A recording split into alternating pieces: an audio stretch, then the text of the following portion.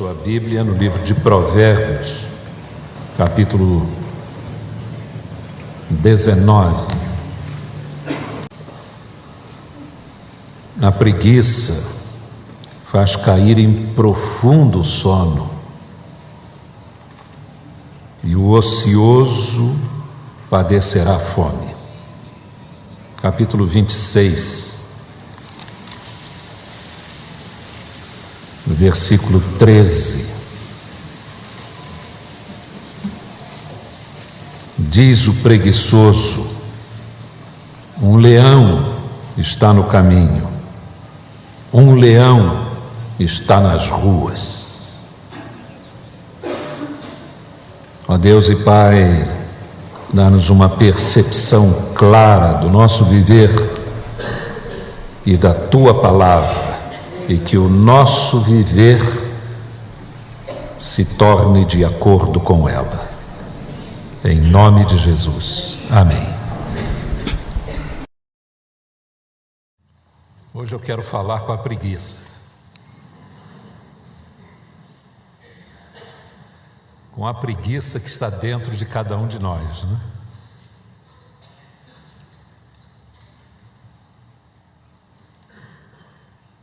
Este é um assunto, meus irmãos, que eu acredito que possa incomodá-los, porque me incomodou bastante.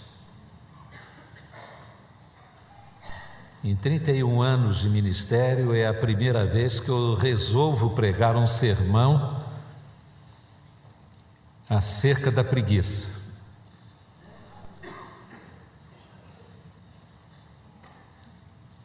A preguiça, por definição, é uma tendência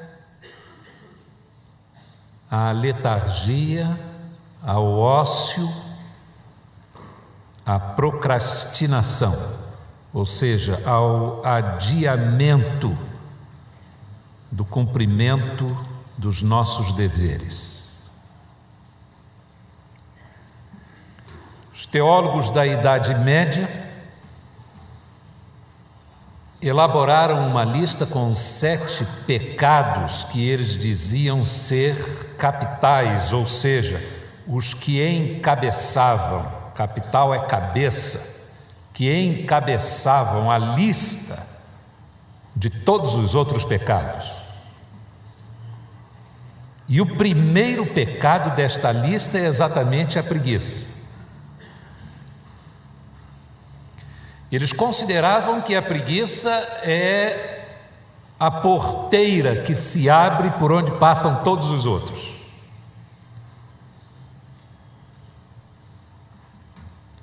Eram melhor observadores do comportamento humano.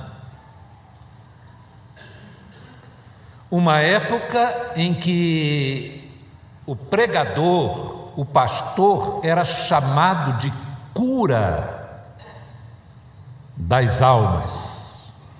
Não era o psicólogo, era o pregador que manejava a palavra de Deus. Os problemas da alma, os problemas do comportamento eram destrinchados por aqueles que pregavam a palavra de Deus. É impressionante como sermões antigos, muito antigos, o pregador parece que tem um bisturi na mão e vai fundo nas motivações humanas, no entendimento dessas motivações. E é por causa dessa observação detalhada do comportamento humano que os teólogos antigos consideraram a preguiça como o primeiro de todos os pecados. Você pode imaginar uma área da sua vida que você esteja insatisfeito, que você esteja infeliz, e provavelmente, muito provavelmente, eles diriam: você está sendo indolente nesta área. Você tem problemas no relacionamento conjugal, o amor está arrefecendo. Alguns poderiam dizer, já morreu. Tony Campolo, um psicoterapeuta de casais nos Estados Unidos, muito conhecido e também conferencista, ele diz que quando um cônjuge chega lá e diz para ele que o amor morreu, ele pergunta: você quer ressuscitá-lo?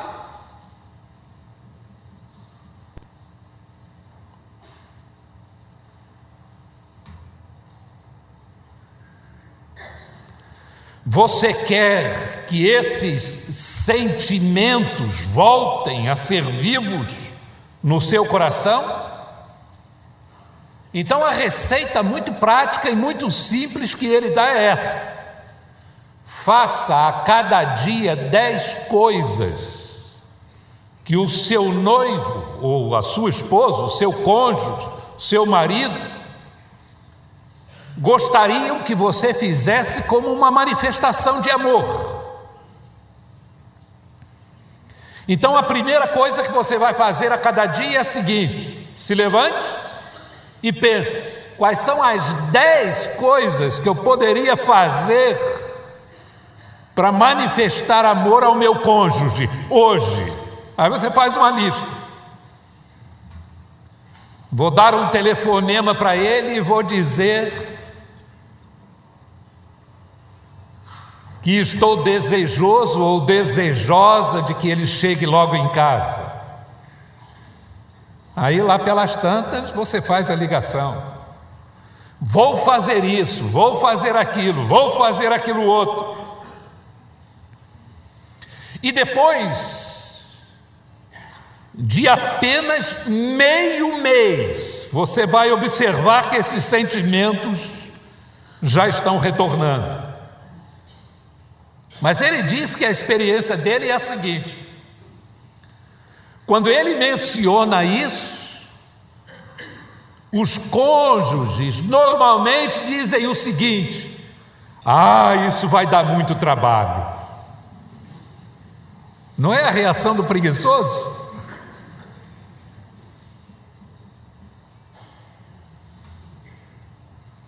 Não vale todo esse esforço. O marido procurou um conselheiro para dizer: minha esposa me abandonou tem 15 dias e eu não sei porquê, estava esperando que ela voltasse, e esperando, é a atitude mesmo do preguiçoso, e esperando, e nada dela voltar, vim aqui procurar o Senhor, porque ela andava se consultando com o Senhor. Aí o terapeuta virou para ele e disse: olha, a única reclamação que ela fez é que você se envolvia tanto com o esporte, com o seu clube, com o seu time, em ler as coisas, em ver jogo, ver videotape, e mais não sei o quê, e ir para os estádios, que não sobrava tempo para ela. Mas eu quero a minha esposa de volta. É muito simples. Você pega essa devoção toda que você tem ao seu time de futebol e volta essa devoção para sua esposa. O tempo que você perdia com o seu time de futebol, você usa esse tempo com ela. Aí ele passou a mão na barba, coçou o cabelo e disse: mas não dá não.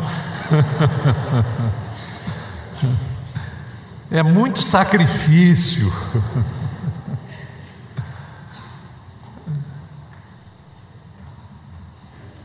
Agora transfira essa questão para os filhos problemáticos. Filhos problemáticos, normalmente a coisa fica entre marido e mulher. As mulheres acusam os maridos de omissão. Em grande parte elas têm razão. Maridos acusam as mulheres de não terem treinado os filhos. enquanto estavam pequenos e tinham contato com eles. E eles também têm razão. Eu me lembro na minha casa que tinha uma lei de que os filhos, 4 filhos, todos homens, tinham que lavar a louça. E eu não sabia lavar a louça. Era interessante que para outras coisas eu era um garoto inteligente, mas eu era um boçal em matéria de lavar louça. Eu tinha uma incompetência tão grande para lavar a louça quando eu era garoto, e que uma falta de coordenação motora, os pratos caíam e quebravam. Eu era uma miséria na cozinha. E minha mãe, num período de férias, me botou lá e disse assim: vai lavar a louça e eu vou ficar aqui do seu lado. Porque vovó é vovó, né? Que cuidava da gente, não ligava, passava a mão por cima. Mas quando eu vi que eu ia ficar até o final do mês com ela ali, lava de novo, não lavou direito, não sei o que, faz assim, apoia aqui, apoia ali. E era terrível para a mamãe. Uma louça que ela lavaria em 10 minutos tinha que ficar 40 ali comigo. Isso é treinamento, dá mais trabalho do que fazer. Mas filhos precisam ser treinados. E é preciso que os pais estejam ali para treiná-los, para assumirem responsabilidades dentro de casa. É pequenininho, tem 3 anos, mas já pode molhar a plantinha. Já pode crescer e arrumar a sua cama. Levantou, arruma a cama. Essa era uma lei lá em casa, que só foi revogada depois que o Renato chegou aos 20 anos de idade, por aí.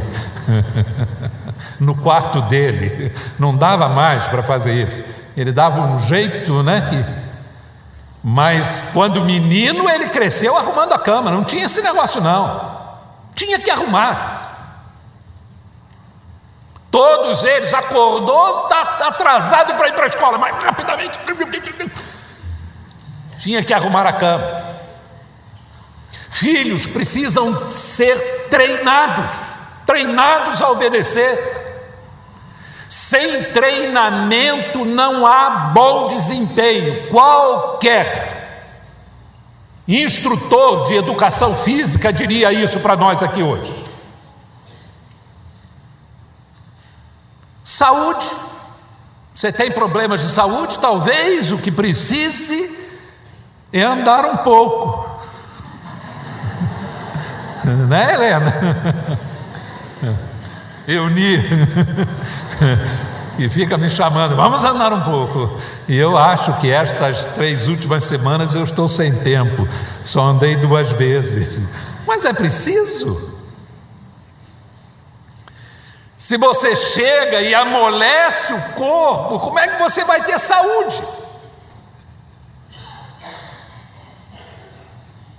Antes de dormir, escovar os dentes, porque é durante a noite o maior problema.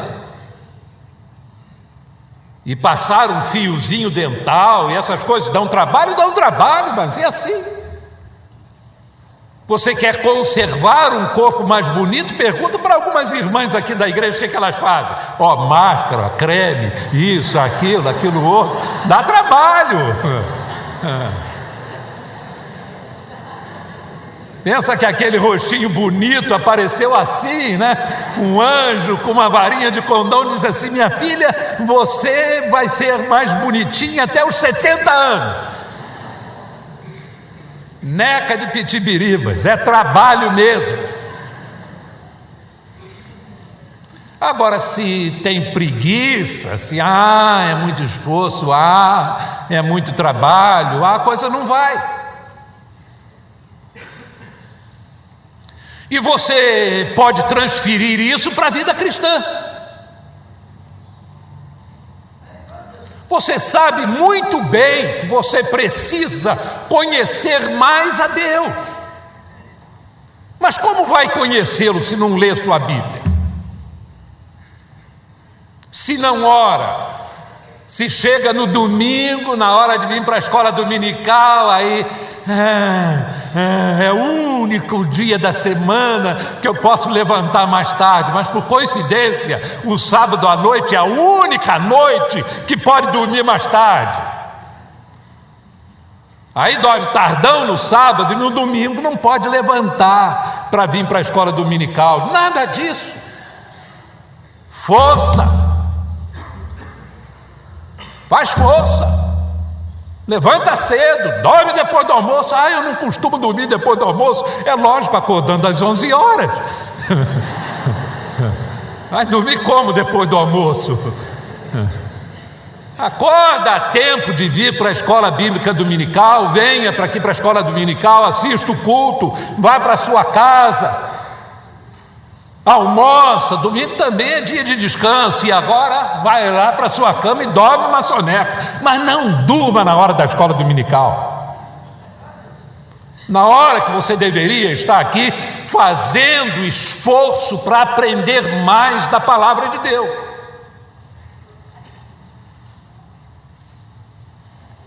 A mesma coisa é a oração. É preciso dedicar tempo. Não há como ter uma vida cristã bem-sucedida e vitoriosa sem a palavra de Deus, sem ouvir a Deus e sem falar com Deus. Porque é o ouvir a Deus e o falar com Deus que fortalece o nosso relacionamento com Deus. É claro isso. Não é preciso ser teólogo para saber disso. Como é que você vai fortalecer o vínculo com uma menina que você está interessado nela? Você vai estar com ela, vai separar tempo, vai conversar com ela, vai ouvir ela falando, vai falar alguma coisa para ela. E é nesse falar e ouvir que o relacionamento vai se tornar cada vez mais forte. Adolescentes, quando estão para sair, para enfrentar o mundo, eles vão para uma área de segurança, estão saindo de casa, daquela idade que ficavam segurando na saia do pai, digo, da mãe. Não tem nenhum escocês aqui, né? Mas aí o que faz o adolescente? Ele vai e fica com outros adolescentes, né? E um se escora no outro. Mas o que eles falam entre si? Por favor, evitem fazer isso no culto, porque às vezes até no culto ficam conversando. O telefone toca, fulano, com que roupa você vai na igreja? Você viu, fulano? Eles precisam ter esses vínculos fora de casa. E como é que eles constroem esses vínculos? Falando, ouvindo. Como é que você vai ter vínculos com Deus? Falando e ouvindo. É preciso separar tempo para Deus na vida. Se você não separa um tempo para Deus na vida, porque dá trabalho,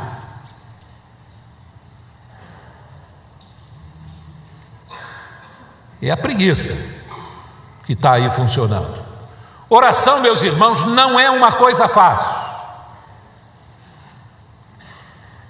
No texto de Paulo aos Efésios sobre a armadura da fé, que a nossa luta não é contra a carne e o sangue, e vem as peças da armadura de Deus, de repente aparece lá a oração, e não diz que é peça nenhuma. E muitos teólogos dizem que a oração não é peça nenhuma, porque a oração é a própria luta. Você precisa das outras peças para lutar, mas a luta é a oração. Se ali no terreno da oração você ganha, o resto do dia você vence.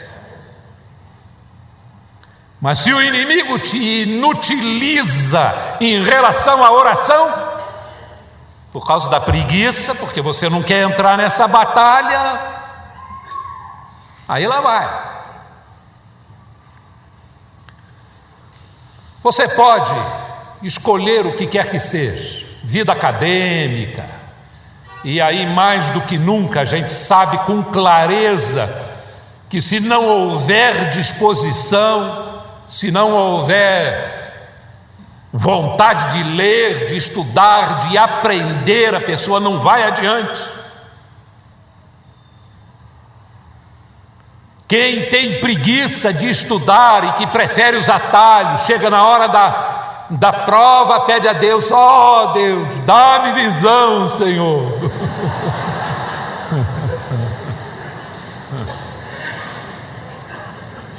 E mete o olhão na prova do outro. Você pode conseguir um pontinho a mais no rendimento escolar e tudo mais, mas chega lá no vestibular para ver que você olha, mas a prova é diferente, não sei o que é diferente. Aí às vezes tem que se submeter a uma formação menor, menos valiosa do que aquela que você teria por falta de esforço antes. É preciso disposição. É preciso estabelecer objetivos na vida e então fazer força. Tem relacionamentos difíceis, pessoa tal, não sei o que, eu não consigo amar,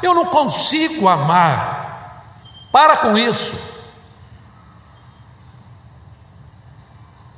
Amar é mandamento do Senhor. E porque é um mandamento, é uma possibilidade para cada um de nós. Deus não dá ordens que nós não possamos cumpri-las.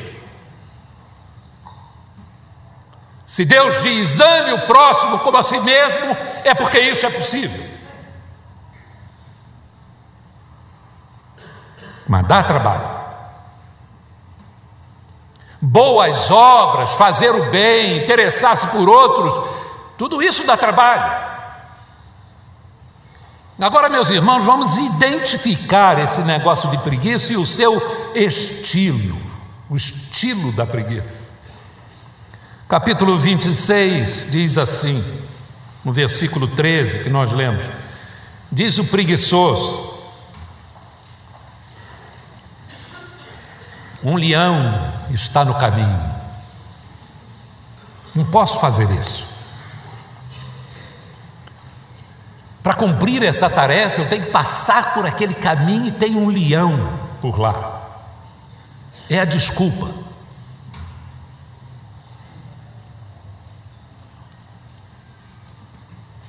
Isso não vai dar certo. Antes de começar a tentar, isso não funciona. Ora, comece, mexa-se.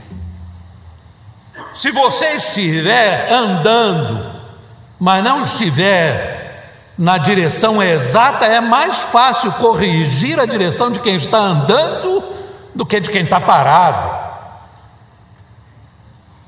Sentado é que você não vai acertar nunca. O preguiçoso cria desculpas que podem ter algum campo na realidade. Há um leão no caminho. Naquela época as pessoas conviviam e viviam praticamente num mundo que era todo ele de reserva florestal e animal. Tinha bicho para tudo quanto era lado. A multiplicação do ser humano e a maior possibilidade de domínio da terra fez com que o homem fosse encurralando os animais. Mas era comum naquela época a pessoa estar viajando e dar de cara com um leão. Mas dá vontade de rir. Olha o que diz o preguiçoso: um leão está no caminho. Pode ser. Um leão está nas ruas. Aí já é demais. O leão entra na cidade e está lá na rua, só ele é que está dentro. Não tem leão nas ruas. Essa é uma impossibilidade. Mas o preguiçoso tem desculpas que ele acha no baú da impossibilidade.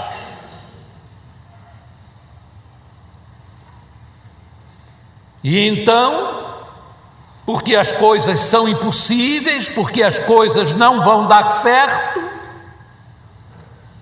ele acha que a coisa mais sensata é não fazer nada. É parte desse estilo também a procrastinação. Deixar para depois, deixar para depois.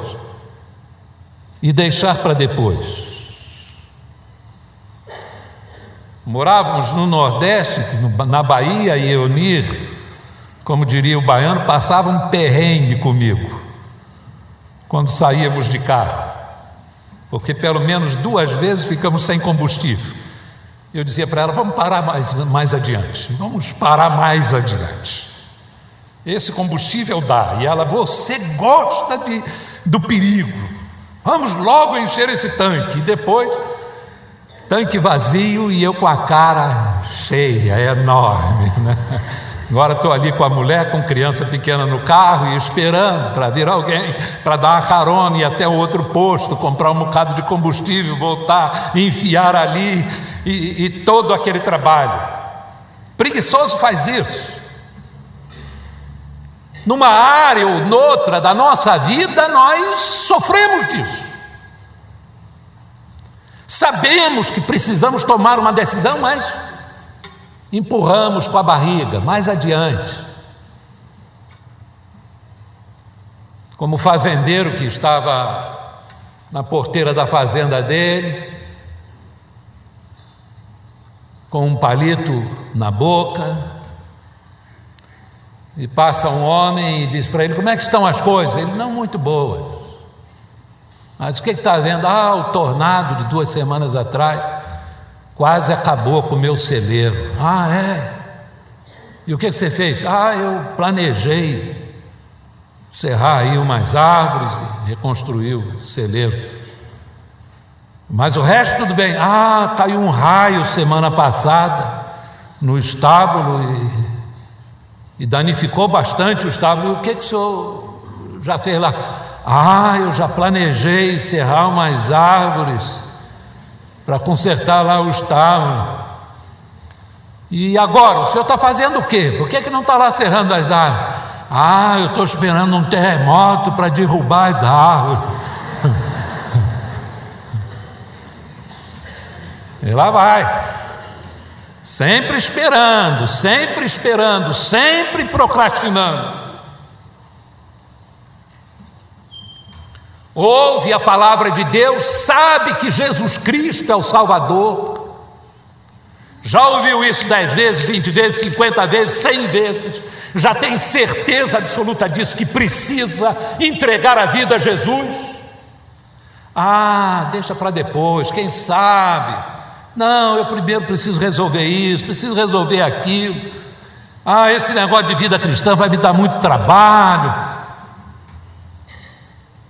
Vou precisar de fazer esse esforço, vou me limitar nisso, naquilo. Tá bom assim, mais tarde eu resolvo isso, mais tarde.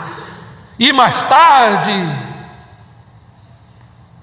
É isso que diz Provérbios capítulo 19, versículo 15. A preguiça faz cair em profundo sono. Chega uma hora que não há mais tarde. Chega uma hora que o tempo já foi, já se escoou. Eu diria, meus irmãos, que a preguiça é como aquele verme chamado solitária, que fica lá dentro. E a criança ou o adulto comem, e o bicho está lá dentro só comendo.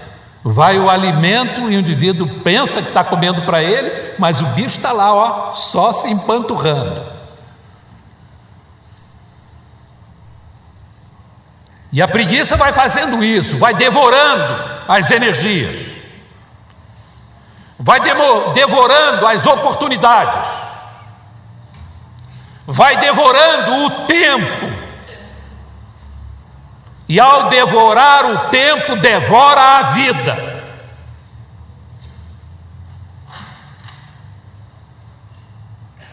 Você vai dizendo: ah, mais tarde eu faço, mais tarde eu faço, mais tarde eu faço. E chega uma hora que para aquilo não há mais tarde. O nosso tempo, diz a Bíblia, é hoje, não é mais tarde, mas também não é ontem. Às vezes a pessoa chega para o pastor e diz assim: ah, eu fui vocacionada para o ministério, eu senti o chamado de Deus para ir para o campo missionário,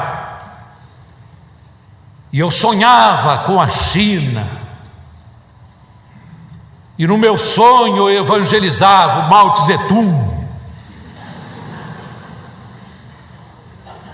e eu chegava lá nas aldeias chinesas e os chineses se reuniam para ouvir a palavra de Deus. E no meu sonho eu tinha dificuldades e sofrimentos, mas vencia com o poder de Deus.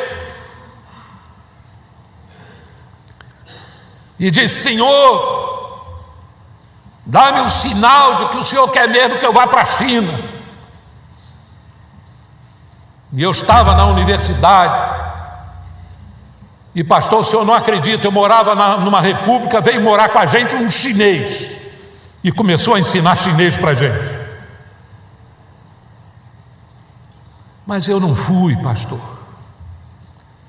Me casei com uma mulher sem compromisso com o evangelho, e agora minha grande oportunidade na vida se foi, se perdeu. Conversa fiada. Isso é desculpa. Não adianta ficar chorando leite derramado. O que você não fez, não fez. Mas agora não vai continuar não fazendo porque não fez antes. Preguiça mascara as coisas de tal maneira que é capaz de nos dar um toque de virtude enquanto não fazemos o que devemos fazer.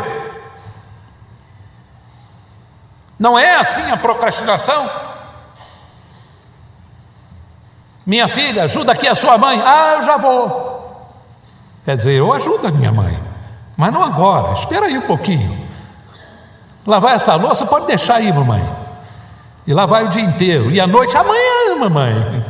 No outro dia de manhã, acorda, você já tem que sair depressa, mas mamãe, eu chego aqui antes do almoço. Para o outro dia, mamãe já não tem muita louça para botar na máquina. Mas dá aquela ideia para a pessoa de que ela está disposta a fazer, só não vai fazer agora. Ou está arrependida de não ter feito e continua sem fazer.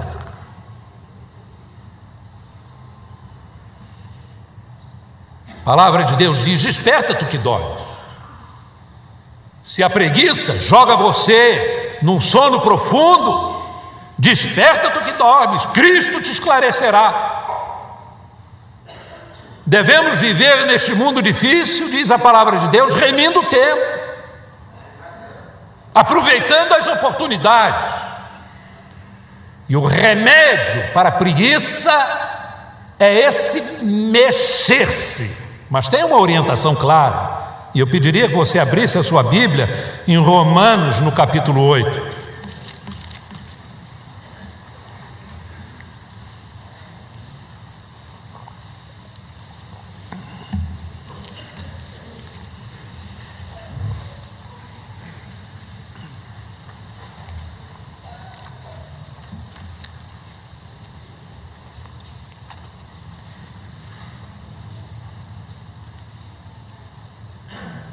Os irmãos sabem que Jesus Cristo é o caminho e a verdade. Se nós queremos aprender alguma coisa sobre vida cristã, devemos olhar na direção de Jesus. Sabem também que Jesus foi uma pessoa dedicada ao trabalho. Possivelmente foi órfão de pai e sustentou mãe e irmãos até os 30 anos de idade. Chegou um determinado momento que Jesus trabalhou como operário. Aos 30 anos, quando começa o seu ministério, Maria é mencionada e seus irmãos, mas José só é mencionado como filho dele, não como pessoa que está vivendo. O que se crê é que ele já estava morto e ele teve que assumir responsabilidades. Enquanto assumia responsabilidades, aprendia da palavra de Deus, se preparava para o seu ministério. Teve um ministério de intenso trabalho.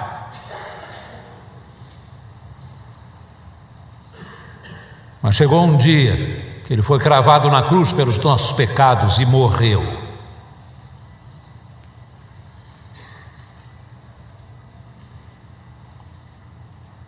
O salário do pecado é a morte. A preguiça mata a pessoa aos poucos.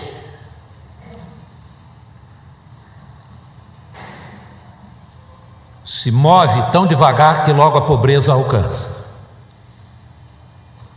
A pobreza material, a pobreza emocional, porque os nossos problemas têm que ser enfrentados e a gente tem que olhar as coisas nos olhos e enfrentá-las. Mas sobretudo a pobreza espiritual, a falta de vitalidade espiritual.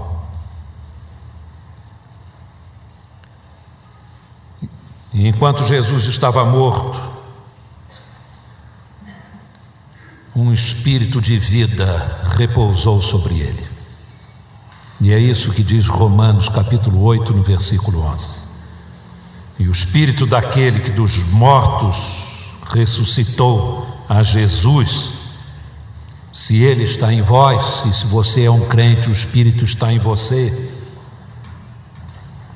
Aquele que dos mortos ressuscitou a Cristo, há de vivificar também os vossos corpos mortais, pelo seu Espírito que em vós habita. Vida, poder, energia espiritual vem do Espírito de Deus. Você precisa se sujeitar ao Espírito Santo, obedecer ao Espírito Santo, se deixar guiar pelo Espírito Santo.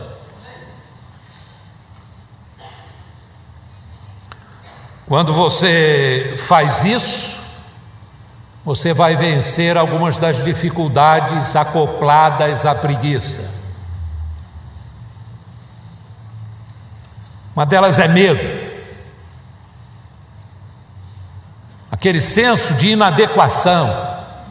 Eu sou uma pessoa extremamente medrosa, não parece? Sou tímido. Eu estou bem num ambiente até 8, 9 pessoas. Juntou um time de futebol, eu já fico na minha. Chegou a 11, entrou o banco dos reservas, eu já falo menos. Se estou numa festa, pronto. Eu não sei se eu ainda sou assim, mas até poucos anos atrás eu observava que toda vez que ia começar a pregar, eu começava com as mãos lá atrás. Era a única coisa que eu conseguia esconder. Eram as mãos. Se pudesse, eu escondia a cara nas costas. E aos poucos, a proporção que ia falando, eu começava a botar as mãos para o lado de fora. E com a graça e misericórdia de Deus, chegava no final do sermão igual o italiano, né? Mexendo com as mãos para lá e para cá. Mas a timidez e o medo estão em mim. Eu tenho medo de qualquer coisa nova. Estou agora envolvido num treinamento de pessoas aqui na igreja, e vou começar isso, para trabalhar nos pequenos grupos na igreja. Meus irmãos, 60 anos de idade, quando eu olho assim para frente, já estou vendo ali, bem perto, o final do meu ministério.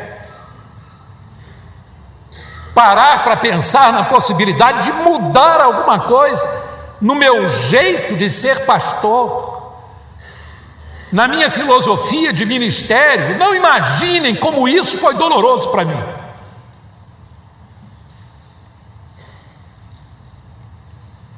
Mas Deus nos ajuda nas nossas fraquezas. Normalmente, os nossos receios vêm de sentimentos de inferioridade. Preguiçoso é um espaço para florescer esses sentimentos de inadequação e de inferioridade. Primeiro, ele diz: não vai dar, e a impossibilidade está lá fora. Depois ele diz: eu não consigo, e a impossibilidade já está lá dentro. E a proporção que não vai conseguindo e vai vendo os outros passando e passando e passando, como diz a gloriosa torcida do Flamengo, jogando poeira, ele vai se sentindo cada vez mais inferior.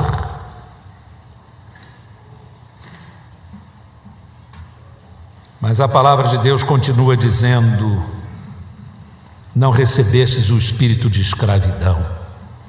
Você não é um escravo, você não é uma pessoa cujos limites são determinados por um dono cruel. Você recebeu o espírito de adoção, pelo qual clamamos: Pai, Abba Pai, Pai querido. E o Espírito Santo mesmo testifica com o nosso espírito que somos filhos de Deus, e além de filhos, herdeiros. Você tem um nome que está escrito não apenas lá no cartório, mas no livro da vida. Você tem um sobrenome que é o sobrenome de Jesus na sua vida, e que faz de você pertencente à família de Deus. É isso que o Espírito Santo nos diz. É por esse Espírito que nós dizemos: temos valor, posso todas as coisas naquele que me fortalece. É Ele que nos capacita. E aí, quando vemos isso, meus irmãos, nós temos condições de ver além do nosso umbigo, além das nossas necessidades, além da nossa preguiça, além do nosso ócio, que esse é o nosso desafio. Paulo continua no versículo 19: porque a criação aguarda com ardente expectativa a revelação dos filhos de Deus. E ele prossegue no versículo 22: porque sabemos que toda a criação conjuntamente geme e está com dores de parto até agora. Há uma dor no mundo, há uma dor entre as pessoas, há um gemido e um sofrimento causados pelo pecado. Deus não nos chamou e nos salvou apenas para esperarmos o céu, mas para sermos atuantes na terra, para sermos a mão de Deus que se estende para ajudar aquele que está em necessidade, para sermos a palavra que fortalece aquele que está enfraquecido, para estarmos envolvidos na defesa daquilo que é de Deus, para trabalharmos o reino de Deus aqui na terra, para orarmos: Pai nosso que estás nos céus, santificado seja o teu nome, venha a nós o teu reino, seja feita a tua vontade, assim na terra como no céu. E aí nos apresentarmos como súditos de Deus, como servos de Deus, para fazermos essa vontade. Abaixo a preguiça, dê um pontapé nela, não deixe ela compartilhar o seu leito, não deixe ela alimentar sonhos preguiçosos de que um dia você, sendo bom crente, que não joga na loteria, que não preenche a Mega Sena, a si mesmo acha uma no metrô e ganha. Continua honesto e rico sem fazer força. Para com isso. Peça os sonhos de Deus para a sua vida, a vontade de Deus para a sua vida, e mexa-se debaixo da orientação do Espírito Santo de Deus. Que Deus abençoe cada um de nós.